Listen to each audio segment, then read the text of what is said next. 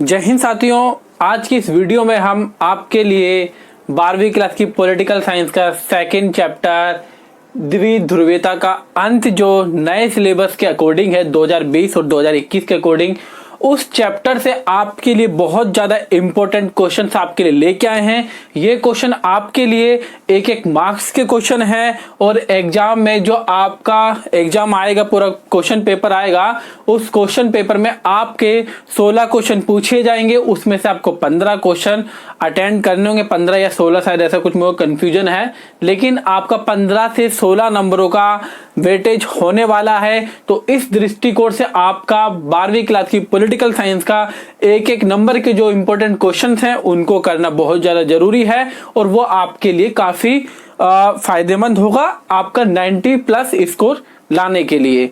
तो हमने इससे पहले अध्याय 1 जो शीत युद्ध का दौर है उससे संबंधित जितने भी एक नंबर के क्वेश्चन थे, ना सिर्फ क्वेश्चंस के फॉर्मेट में बल्कि एक चैप्टर के समरी के बेस में हमने बड़े ही अच्छे तरीके से उसे क्लियर किया था। यदि आपने प्रथम चैप्टर का वीडियो नहीं देखा है, वीडियो के डिस्क्रिप्शन में जाइए, वहां पर आपको पहले चैप्टर की लिंक मिलेगी, उसके बाद उसे जरूर देखिए। उसके बाद सेकंड चैप्टर पे चलते हैं। तो आइए हम शुरू करते हैं अपनी आज की वीडियो। लेकिन हाँ, वीडियो शुरू करने से पहले आपको एक चीज बता दूं मैं कि जो क्वेश्चन एग्जाम में क्वेश्चन फॉर्मेट है एक नंबर के क्वेश्चन का, वो एमसीक्यू टाइप का है। एमसीक्यू मतलब वैकल्पिक क्वेश्चन है। उसमें आपको एक क्वेश्चन दिया जाएगा, उसमें से आपको 4 ऑप्शन दिए जाएंगे। पर्सन के हिसाब से, पर्सन के अनुसार आपको उनमें से कोई एक सही उत्तर चुनना होगा। लेकिन क्योंकि ये थोड़ा जटिल मामला है, उसके बारे में थोड़ा बताना बोर्ड पे भी काफी बार लंबी वीडियो हो जाएगी, तो इसीलिए मैं आपको एक बहुत ही सिंपल तरीके से क्वेश्चन फिर आंसर के फॉर्मेट में आपको बताने वाला हूं। ना सिर्फ क्वेश्चन और आंसर को डिक्टेट करना, बल्कि उस क्वेश्चन को किस तरीके से समझा जाए और किस तरीके से याद किया जाए, इसमें भी हम प्रयास करेंगे जानने के लिए। तो सबसे पहले हम अपना पहला प्रश्न उठाते हैं, सोवियत प्रणाली की विचारधारा क्या थी। बच्चा लोग यहाँ पे क्या पूछ रहा है, जैसा कि हमने देखा शीत, इसका चैप्टर का नाम है द्विध्रुवीयता का अंत, यानी शीत युद्ध का अंत जो 1945 से 1990-91 तक चला। उसके बाद शीत युद्ध खत्म हो गया। शीत युद्ध 2 गुटों के बीच में था जिनका नेतृत्व यूएसएसआर यानी सोवियत संघ और दूसरा अमेरिका कर रहा था। द्वितीय विश्व युद्ध द्विध्रुवीयता का जो अंत है वो सोवियत संघ के पतन के साथ हुआ। सोवियत संघ का पतन हुआ, उसके साथ जो शीत युद्ध था वो पूरी तरीके से खत्म हो गया, उस द्विध्रुवीयता का अंत हो गया। अब विश्व पूरा एक ध्रुवीय यानी अमेरिका के वर्चस्व में आ चुका था। तो यहां पर यही पूछी गई है कि जो दूसरी विचारधारा थी सोवियत संघ, उसकी आखिर विचारधारा क्या थी और वो किस सोच का प्रतिनिधित्व कर रहा था। अमेरिका पूंजीवादी विचारधारा का समर्थक था और जो सोवियत संघ था वो समाजवादी या साम्यवादी विचारधारा का समर्थक था। तो यहीं पर वही पूछा गया है, सोवियत प्रणाली यानी सोवियत संघ की जो सिस्टम था, राजनीतिक आर्थिक जो भी सिस्टम था, प्रणाली, उसकी विचारधारा क्या थी। तो आपको बच्चा लोग क्या लिखना है, समाजवादी या साम्यवादी, ठीक है। और साथ साथ में आपको एक चीज और ध्यान रखनी है कि वहां पर सोवियत प्रणाली थी और वहां पर एक ही पार्टी का शासन था। वहां पर एक ही पार्टी थी, वो कौन सी थी, एक पार्टी का शासन, वो थी कम्युनिस्ट पार्टी थी। वहां पे एक ही पार्टी हुआ करती थी, कम्युनिस्ट पार्टी, ठीक है। अब हम आगे बढ़ते हैं।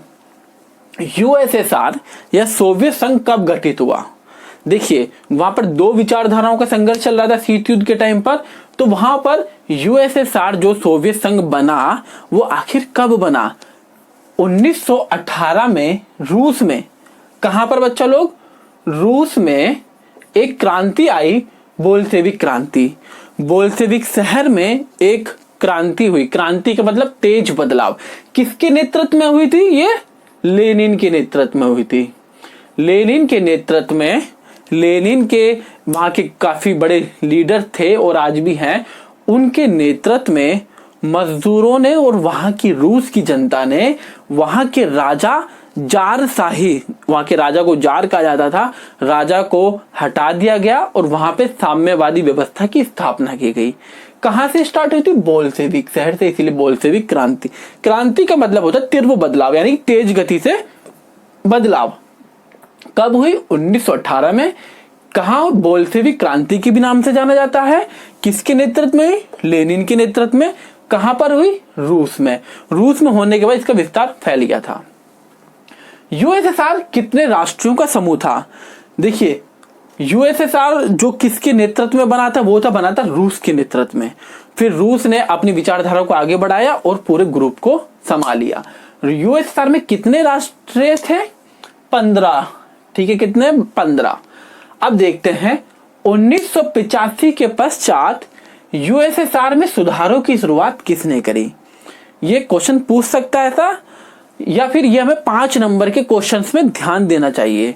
उसमें एक फैक्ट है जो हमें लिखना पड़ेगा कि यूएसएसआर के जो पतन था वो कहां से शुरू होता है। तो 1985 के बाद वहां पर एक अध्यक्ष बने मिखाइल गोर्बाचेव। मिखाइल गोर्बाचेव, ठीक है। और इन्होंने वहां पर यूएसएसआर में जो सुधारों की शुरुआत करी, मतलब कि यूएसएसआर की जो व्यवस्था थी वो धीरे धीरे उसमें कमियां आने लग गई। उन कमियों को पूरा करने के लिए इन्होंने कुछ सुधार किए। सुधार क्या किए? विकेंद्रीकरण। दूसरा, पश्चिमी अर्थव्यवस्था। विकेंद्रीकरण का मतलब यहां पर यह है कि जो यूएसएसआर में सोवियत संघ में जो रूस का प्रभुत्व ज्यादा था और जो 14 अलग राष्ट्र थे उनका प्रभुत्व कम था, इसीलिए उन्होंने शुरुआत करी विकेंद्रीकरण की, कि केंद्र सरकार के पास ज्यादा शक्ति नहीं रहेगी, अलग अलग राष्ट्रों के पास भी शक्तियां होनी चाहिए। दूसरा था पश्चिमी अर्थव्यवस्था के हिसाब से। देखिए, जो सोवियत प्रणाली थी वो समाजवादी व्यवस्था पर आधारित थी। कौन सी व्यवस्था पर बच्चों लोग? समाजवादी या साम्यवादी व्यवस्था पर आधारित थी। वहां पर सारी अर्थव्यवस्था का सारा सिकंजा किसके अंडर में होता है? वहां पे सरकारी हॉस्पिटल होते हैं, सरकारी शिक्षालय होते हैं, सरकारी विद्यालय, सरकारी फैक्ट्रियां, सरकारी रेल, सारी चीज किसके अंडर में आती है? सरकार के अंडर में। लेकिन वही पहले गुट में, अमेरिका के नेतृत्व में जो गुट था, वहां पे सारी चीजें किसके अंडर में होती है? प्राइवेट के अंडर में होती है। तो मिखाइल गोर्बाचेव ने एक तो विकेंद्रीकरण शुरू किया, दूसरा है पश्चिमी देशों की अर्थव्यवस्था, यानी कि अमेरिका के देशों की अर्थव्यवस्था की तरह इन्होंने कुछ सुधार करना शुरू कर दिया। उससे इनकी पतन की प्रक्रिया शुरू हुई। मतलब प्रक्रिया पहले से शुरू थी, अब और तेज गति से होने लग गई। क्यों होने लग गई?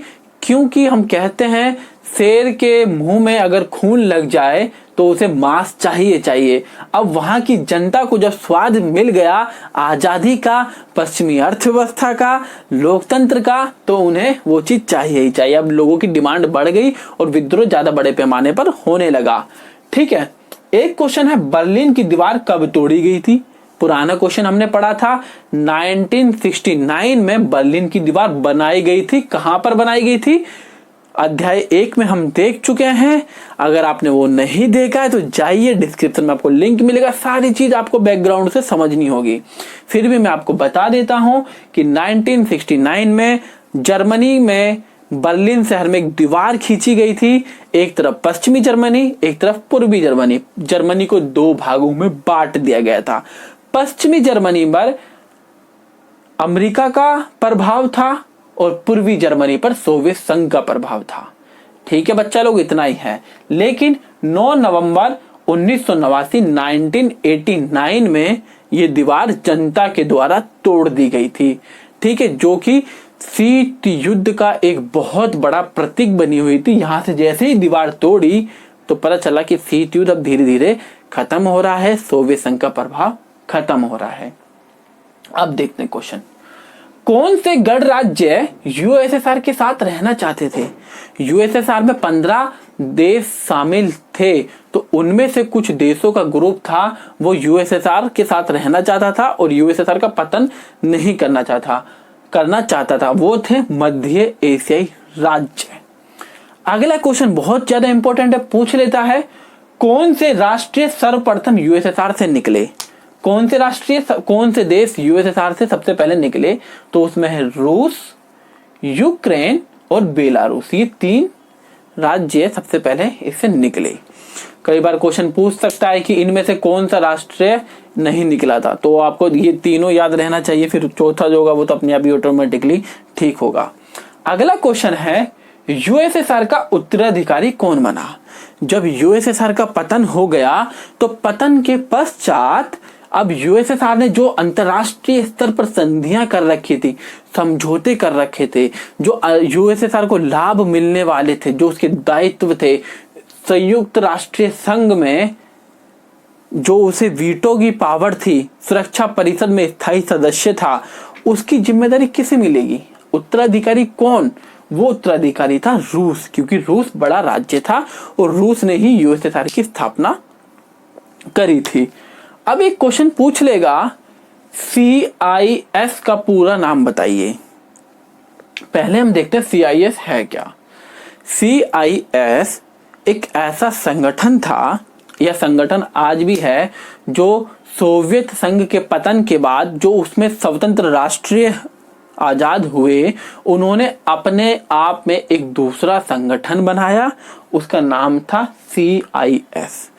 इसका फुल फॉर्म है Commonwealth of independent states. Hindi में कहें तो स्वतंत्र राज्यों का राष्ट्रीय कुल इसका हिंदी रूपांतरण है। इसमें कौन देश शामिल थे? सोवियत संघ के बाद जो देश हटकर आजाद हुए, उन्होंने अपना एक ग्रुप बनाया, उसे यही स्वतंत्र राज्यों के राष्ट्रीय कुल की संज्ञा दी जाती है। संज्ञा मतलब उसका नाम दिया जाता है। अब ये अमेरिका, अब सोवियत संघ का पतन हो गया भैया, यहां तक तो ठीक है। अमेरिकी वर्चस्व की शुरुआत कब हुई? देखिए, अमेरिका जैसे कि सोवियत संघ का पतन हुआ, सोवियत संघ के पतन होने के तुरंत बाद अमेरिका भाई लीडर बन गया। बोले हम दादा इस क्षेत्र के, कहाँ के? इस क्षेत्र के हम दादा हैं पूरी दुनिया के। जो पहले कई मामलों में चुप्पी साध लिया करता था, लेकिन अब वो चुप्पी नहीं साधता था, अब उसे अपनी दादागिरी दिखाने का मौका मिलने लग गया। जो ये दादागिरी है वही है वर्चस्व। क्या है बच्चा लोग? जो दादागिरी है वही है वर्चस्व, यानी पावरफुल। यूएसएसआर का जैसे ही पतन होता है और 1991 से अमेरिकी वर्चस्व की शुरुआत हो जाती है। एक अगला क्वेश्चन 1 नंबर का है, प्रथम खाड़ी युद्ध किसके विरुद्ध लड़ा गया? इसमें कितने देशों ने भाग लिया? इस वीडियो जो ये क्वेश्चन है, इस क्वेश्चन का जो पूरा टॉपिक है वो हमने अपने चैप्टर्स के लेक्चर में बनाया है पूरा का पूरा। देखिए बच्चा लोग, जब तक आपने वो वीडियो नहीं देख रखी होगी, आपने अध्याय नहीं पढ़ रखा होगा या कहीं और से वीडियो आपने नहीं देख रखी होगी, तो मुझे नहीं लगता कि आपको यहाँ पे रटना कुछ ज्यादा फायदेमंद है। अगर आपने ऑलरेडी ये चैप्टर्स पूरा अच्छे तरीके से पढ़ रखे हैं तो रिवीजन के लिए और 1 नंबर के दृष्टिकोण, क्वेश्चन के जो दृष्टिकोण के हिसाब से ये आपके लिए इम्पोर्टेंट है। अगर आपने वीडियो नहीं देखी है, वो हमारी डिस्क्रिप्शन में लिंक होगी, प्लेलिस्ट, हमारे चैनल के प्लेलिस्ट में जाइए, वहां पे पॉलिटिकल साइंस का एक अलग प्लेलिस्ट बना होगा, वहां पर आप चैप्टर्स को पूरा देखिए, उसके बाद ही आप इस पर आगे बढ़िए। खैर, हम शुरू करते हैं। प्रथम खाड़ी युद्ध किसके विरुद्ध लड़ा गया और इसमें कितने देशों की सेना ने भाग लिया? पहले हम देखते हैं प्रथम खाड़ी युद्ध था क्या। दरअसल इराक एक देश है, इराक ने दूसरे देश कुवैत पर कब्जा कर लिया। कुवैत पर सेना ने, वहां पर सेना भेजी, उस पर कब्जा कर लिया। अब अंतरराष्ट्रीय स्तर पर इराक की इसकी भर्त्सना करी गई, अमेरिका ने भी इसकी भर्त्सना करी और अमेरिका ने ये मामला UN यानी संयुक्त राष्ट्रीय संघ में ये मामला उठाया। संयुक्त राष्ट्र संघ ने कुछ बोला गया कि भैया एक डेडलाइन दे दी गई, इस तारीख से पहले आप ये हटा लीजिए वहां से सेना और कुवैत को आजाद करिए, वरना आपके खिलाफ सैनिक कार्रवाई की जाएगी। तो जो प्रथम खाड़ी युद्ध था वो इराक के खिलाफ था, इराक के विरुद्ध था और उसने अपनी वहां से कुवैत से सेना नहीं हटाई, तो मजबूरन इराक UN के झंडे के नीचे, UN का झंडा लेकर इराक के खिलाफ 34 देशों की मिली जुली सेना ने भाग लिया। उसमें से 34 देशों की जो मिली जुली सेना थी, उसमें 75% जो सैनिक थे वो अमेरिका के थे और जो देशों की जो सेना थी उनको हथियार वगैरह जो प्रोवाइड कराए थे वो अमेरिका के द्वारा करवाए गए थे। इस हिसाब से हम कह सकते हैं कि अमेरिका का इस युद्ध में काफी ज्यादा फायदा पहुंचा। उसने एक तो अपनी प्रभुत्व दिखाया जनता के सामने, दुनिया के सामने कि भैया हम लीडर हैं, और साथ साथ में उसने मनी भी कमाई, पैसा भी कमाया उनको हथियार वगैरह प्रोवाइड करा के। और जो युद्ध था उसका दूरदर्शन पर, टीवी पर खुला प्रसारण किया गया था। जैसे कि अगर आप देखते हैं फ्री फायर गेम खेल रहे हैं, पबजी गेम खेल रहे हैं, मतलब कि जो भी लड़ाई झगड़े से संबंधित जो गेम हैं वो आप खेलते हैं, तो वो एक तरीके से वहीं से उसका कॉन्सेप्ट निकल के आया था। वो अगला क्वेश्चन हम देखेंगे। प्रथम खाड़ी युद्ध को किस नाम से जाना जाता है? इसका एक कूट नाम था। जैसे कि हम कभी भाई हम क्लास में बैठते हैं और टीचर बोर कर रहा है तो हम कुछ इशारे करते हैं, ये हमारे क्या है, कूट नेम है। कई बार हम क्या कहते हैं, क्रिकेट खेलने जाते हैं गली, जैसे कि मेरे साथ नॉर्मली हुआ करता था। हम बच्चे थे, छोटे थे, 5-5, 6-6 साल के, अपना गलियों में अपने दोस्त यार हुआ करते थे। तो जब हमें क्रिकेट खेलने जाया करता तो हमारी मम्मी, हमारी बहनें थी, वो बहन क्या, उन्हें पता था कि ये भी क्रिकेट खेलने जाने वाला है और ये 4 से 5 घंटे तक वापस नहीं आने वाला। 5 से 6 साल, 10 साल की उम्र में इतना ही शुरू कर दिया था हमने। तो हमारे दोस्त यार क्या करते थे, वो दरवाजे के बाहर हम बैठ जाते थे और दरवाजे के अंदर बैठते थे। गली, छोटा सा गली था, गली के बाहर आते थे और वो आके अगर वो आवाज दे कि रमन भाई क्रिकेट खेलने जाना है, तो बहनें आ गई हमारी, भैया फिर सुनाए उन्हें कि भैया अभी अभी तो एक क्रिकेट खेल के आए, दोबारा से लेके जा रहे हो। तो बस हम इशारा जाके क्या करते थे, वो खाली ऐसे करते थे, तो ये हम समझ जाते थे भाई ये क्रिकेट की डिमांड है, ठीक है। तो या फिर हम कभी कोई एक कूट नाम रख देते थे। चलो भाई, जैसे कि हम छुपन छुपाई खेला करते थे स्कूल से आने के बाद, तो उसमें एक होता था कि चलो भाई, तो ग्रुप में से एक कोई भी एक नाम हमारे घर के सामने से बोल के चला गया, चलो भाई, तो हम समझे भाई छुपन छुपाई स्टार्ट होने वाली है। तो ऐसे कूट नाम थे। तो एक ऐसा ही इन्होंने प्रथम जो खाड़ी युद्ध था उसका एक कूट नाम था ऑपरेशन डेजर्ट स्टार्म। क्या नाम था बच्चा लोग? Operation Desert Storm. इसको कई बार वीडियो गेम वॉर भी कहा जाता है। जैसे आप फ्री फायर वगैरह खेलते हैं, गेम वॉर मतलब कि एक तरीके से वीडियो गेम की तरह एक युद्ध था, ठीक है। ये कॉन्सेप्ट वहीं से निकल के आया। दूसरा क्वेश्चन हम देखते हैं, आतंकवाद के खिलाफ विश्वव्यापी युद्ध के अंग के रूप में अमेरिका ने कौन सा ऑपरेशन चलाया? देखिए, अमेरिका में 9/11 11 सितंबर को 2001 पर अमेरिका पर आतंकवादी हमला किया गया। अमेरिका के अनुसार जो हमला था, इसके हमले के और अमेरिका के हिसाब से भी, और जो आतंकवादी संगठन था तालिबान, जिसका नाम आपने सुना होगा, Osama bin Laden. Osama bin Laden एक आतंकवादी था। उसने अमेरिका पर वर्ल्ड ट्रेड सेंटर, अमेरिका का पेंटागन पे जो उसका मुख्यालय था, उनका वॉशिंगटन डीसी, न्यूयॉर्क, वहां पर मिसाइलों के द्वारा हमला किया गया, जिसमें अमेरिका के नागरिक और विश्व के अंतर्राष्ट्रीय स्तर के जो नागरिक थे, जो वहां पर घूमने फिरने काम धंधा करने आए थे, उनकी हत्याएं हो गई। उसके बाद उसी के हिसाब से 9/11 और 9/11 जो अमेरिका में इसका आघात इतना तगड़ा था कि जो अमेरिका का इमरजेंसी नंबर है, जैसे कि हम 100 नंबर पुलिस नंबर पे कॉल करते हैं, अब 112 नंबर हो गया है, तो अमेरिका का जो इमरजेंसी नंबर है वो है 9/11। 9/11 पे कॉल करते हैं, ये कहीं भी हेल्पलाइन पर आपका चला जाता है, फॉरवर्ड हो जाता है। तो जो उस पे 9/11 के तहत जो हमला हुआ था, अमेरिका ने अपनी इज्जत पे बात ले ली, भाई क्या हमारे ऊपर हमला हो गया। तो अमेरिका ने अलकायदा और तालिबान के ऊपर संदेह किया कि इन्होंने ही हमला किया है। तो उन्होंने पूरा प्लान बना लिया कि इनको पूरी तरीके से खत्म करना है। जो इनके मास्टरमाइंड थे, जो जिन्होंने ये हमला पूरा करवाया था, ओसामा बिन लादेन, उनका भी खात्मा करना है। तो उन्होंने एक तरीके से आतंकवाद के खिलाफ ऑपरेशन एंड्यूरिंग फ्रीडम चलाया। आतंकवाद के खिलाफ पूरे विश्व स्तर पर, देख रहे हो जनाब, पूरे विश्व स्तर पर इन्होंने नाम के लिए चलाया, खाली कहने के लिए। आज भी आतंकवाद जिंदा है, अमेरिका तो कुछ नहीं करता, खाली बात इज्जत की थी। जैसे ही ओसामा बिन लादेन मरा, पाकिस्तान के एबटाबाद 2010-11 के आसपास वो मरा, उसके बाद तो क्या आतंकवाद खत्म हो गया? आतंकवादी घटनाएं नहीं होती। मुंबई हमला हुआ, पाकिस्तान में खुद हमले हो रहे हैं, पुलवामा हुआ, ये हमले हो रहे हैं, इसका मतलब क्या है? आतंकवाद तो आज भी जिंदा है। क्या अब दायित्व नहीं बनता अमेरिका का विश्व को आतंकवाद से फ्री करने का? तो ये जो एक तरीके से क्या था, अमेरिका अपना वर्चस्व दिखाना चाहता था कि आपने हम पे हमला किया और हमने आपको खत्म कर दिया। अगर वो बच जाते तो अमेरिका की बेइज्जती किरकिरी हो जाती। खैर, अगला क्वेश्चन है।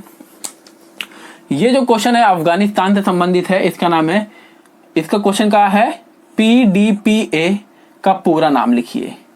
ये नया टॉपिक है एक। देखिए, ये जो नए टॉपिक्स हैं इसमें मैंने पढ़ा तो मुझे 2 से 3 क्वेश्चन ही ज्यादा इंपॉर्टेंट लगे एक नंबर के हिसाब से। तो क्योंकि मेरे को भी एक्सपीरियंस नहीं है चीज का, मैंने एनालाइज किया तो उसके हिसाब से मैंने 3 क्वेश्चन ही बनाए हैं और इससे और क्वेश्चन बन सकते हैं, ये मैं आपको पूरा भरोसा दिलाता हूं कि फिलहाल तो 3 ही बनेंगे, लेकिन हाँ और बन सकते हैं, इसकी संभावना ज्यादा है। तो अगर आपने इससे चैप्टर से संबंधित को इस जो नए टॉपिक्स हैं, मध्य पूर्व संकट, अफगानिस्तान का संकट और अरब स्प्रिंग, ये जो टॉपिक्स हैं उसकी वीडियो आपको हमारे प्लेलिस्ट में मिल जाएगी। मेरे ख्याल से पॉलिटिकल साइंस का अध्याय 2 का तीसरा पार्ट होगा, ये अध्याय 2 का तीसरा पार्ट। वहां पे जाइए और पूरा अच्छे से देख डालिए, किसी प्रकार का डाउट आपको नहीं रहेगा। और इसके जो नोट्स हैं वो आपको हमारे इंस्टाग्राम चैनल पर मिल जाएंगे। इंस्टाग्राम चैनल का जो लिंक है वो हमारे वीडियो में डिस्क्रिप्शन में मिल जाएगा। देखते हैं, PDPA का पूरा नाम लिखिए। PDPA एक कम्युनिस्ट पार्टी थी। कहां की पार्टी थी? अफगानिस्तान की। अफगानिस्तान की एक पार्टी थी। 1978 से पहले अफगानिस्तान में राजा महाराजाओं का शासन था, ठीक है। लेकिन PDPA ने एक पार्टी बनाई, अपनी पार्टी बनाई और इन्होंने जो वहां पे मेरे ख्याल से दाऊद हसन नाम था उसका, उसकी पार्टी को, उसके राजाशाही को खत्म कर दिया गया और वहां पर अपना शासन प्रणाली स्टार्ट कर दी। कौन सी शासन प्रणाली? कम्युनिस्ट पार्टी की स्थापना कर दी। और ये आप देखेंगे 1978 ये शीत युद्ध का टाइम है। कहाँ का टाइम है? शीत युद्ध का। और शीत युद्ध का अगर आप देखेंगे, शीत युद्ध में 2 विचारधाराएं थी, एक पूंजीवादी वर्सेस साम्यवादी यानी कि कम्युनिस्ट। इसके बारे में डिटेल से बताएं कम्युनिस्ट है क्या। जो हमारा चैप्टर्स है उस सेकंड चैप्टर का पूरा लेक्चर आप देखिए और वहां जाके जानिए कि आखिर है क्या। साम्यवादी विचारधारा थी, इसका समर्थक कौन था? USSR। और पूंजीवादी विचारधारा का था? अमेरिका या USA, ठीक है। तो यहाँ पर किसकी सरकार आ गई? एक तरीके से यहाँ पे कम्युनिस्ट पार्टी की सरकार थी। जैसे ही कम्युनिस्ट पार्टी की सरकार की स्थापना हुई तो वहां की अफगानिस्तान की जनता ने इसका विरोध किया और जैसे ही अफगानिस्तान की जनता ने विरोध किया तो ये किसके पास मदद के लिए चले गए? USSR के लिए, USSR के पास मदद के लिए चले गए थे।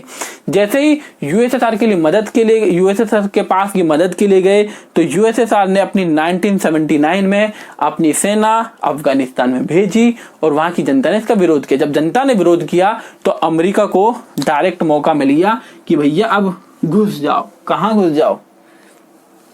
अफगानिस्तान में, ठीक है। अमेरिका और USSR के बीच में एक तरीके से युद्ध चल गया, ठीक है। अब देखते हैं अगला क्वेश्चन। USSR का अफगानिस्तान का हस्तक्षेप कब शुरू हुआ? USSR का अफगानिस्तान में हस्तक्षेप, इंटरफेयर, दखलंदाजी कब शुरू हुई? 1979 से शुरू हुई, 89 में खत्म हुई। वो मैंने आपको इसमें बता दिया है। 24 दिसंबर 1979 को सेना भेजी अपनी USSR के द्वारा और 89 में वहां से अफगानिस्तान से USSR की सेना वापस बुला ली गई। एक क्वेश्चन है अरब स्प्रिंग। एक क्वेश्चन हमारा जो नया टॉपिक जुड़ा है, अरब स्प्रिंग का मतलब है क्या? अरब स्प्रिंग का मतलब यह है कि जो पश्चिम एशियाई राष्ट्र थे वहां पे लोकतांत्रिक प्रणाली की डिमांड उठती है और लोकतांत्रिक प्रणाली की जो डिमांड वहां पर उठती है उसी को एक तरीके से अरब स्प्रिंग के रूप में जाना जाता है। क्वेश्चन बन सकता है कि अरब स्प्रिंग का प्रारंभ कहां से हुआ? तो आप कह सकते हैं 2009 में ट्यूनीसिया से हुआ। ट्यूनीसिया में एक बाबूजी करके एक व्यक्ति थे, वो एक नॉर्मल ही एक साधारण व्यक्ति थे और वो कई टाइम से अपने एक दुकान पर रोड साइड में खोखा या दुकान लगाना चाहते थे, उसके लिए वो सरकारी प्रक्रिया का जो भी सरकारी कागजों की प्रक्रिया थी उसका पूरा कामकाज कर रहे थे, लेकिन उनको नहीं करे उनको दुकान लगाने के लिए लाइसेंस उपलब्ध नहीं करवाया जा रहा था।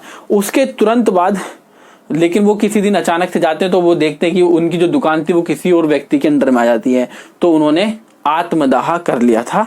आत्मदाह के बाद जो उनके बाबू क्या नाम था, बाबूजी जी करके जो भी नाम था, बहुत टफ नाम है, याद भी किया था पहले कि हाँ भाई लेक्चर के टाइम पे बोलूंगा, नहीं बोला जा रहा, तो आप देख लीजिए आपके स्टडी मटेरियल में क्या नाम है।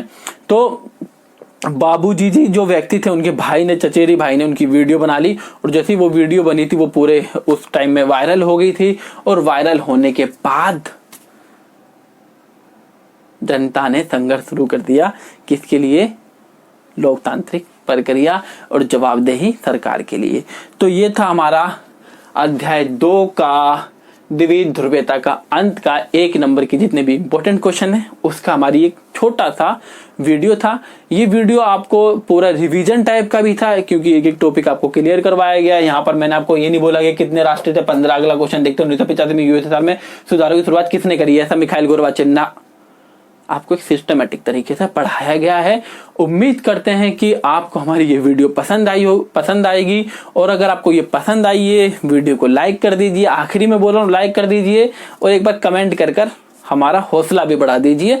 दूसरी बड़ी बात कि अपने दोस्तों के साथ शेयर करिए, ताकि जो हमारा मकसद है, हमारे यूट्यूब चैनल का जो मकसद है वो ज्यादा से ज्यादा बच्चों तक लाभ पहुंचा सके। जय हिंद, जय भारत।